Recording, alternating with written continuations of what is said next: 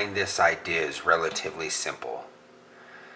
Some may even call it mulching, and in a way it is, but it's really about mulching layers of different ingredients and nutrients over a long period of time and letting nature take its course by creating soil for you in that contained space.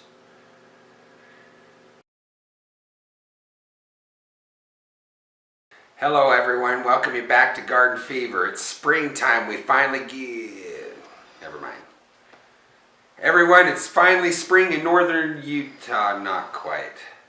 Man, I got spring fever and I'm ready to go, but no.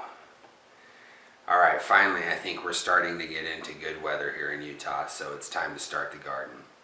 I got a really good episode for you today.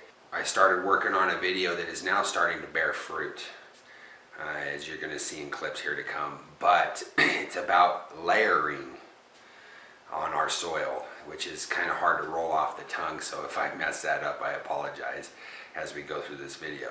Does it work? Yes. Pros is it creates some pretty good soil, as you'll see in this video. Cons is it takes a long time to get there. If you decide to use this method, or you just have kind of like some barrels off to the side where you're over the next few years you're building this up, make sure it's a material that can sit out in the sun and last several years. I tried the 5-gallon buckets, the infamous like Home Depot and Lowe's buckets.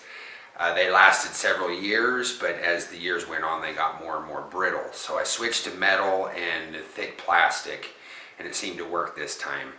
However, I do have one barrel that is still only half full, as you can see here, or a pot.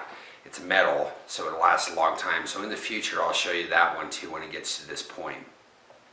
Anyway, let's jump right into it and show you kind of what I'm working on, and we'll go from there. That's what I'm talking about. Power of layering.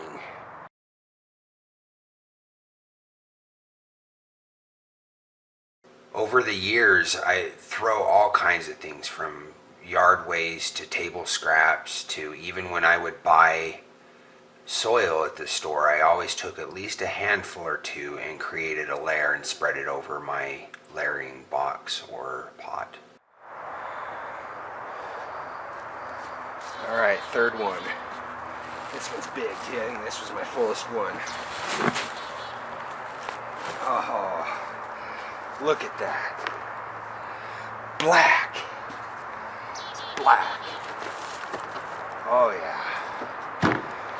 We're on to something.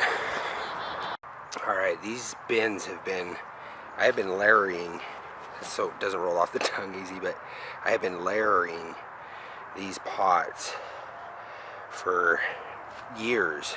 These are probably 4 or 5 years. And you can see the difference in color in various things, but look at that. Look how rich. That's so packed with nutrients.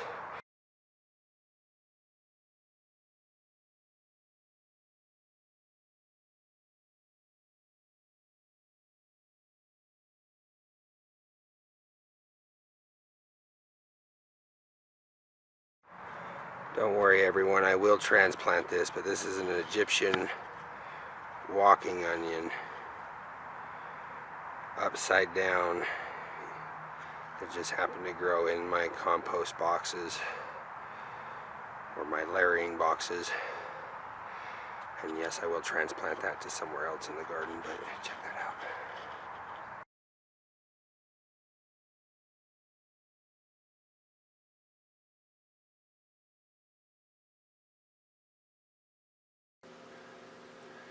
With that, I just wanted to share that idea with you. Thought you might like it. For those of you who are a bit more patient, I do think it creates pretty good soil from what I've seen. I still have one pot, as you know, and so I will update you on that in the future when it's ready, because I don't feel we're at the point where it's full and ready to go.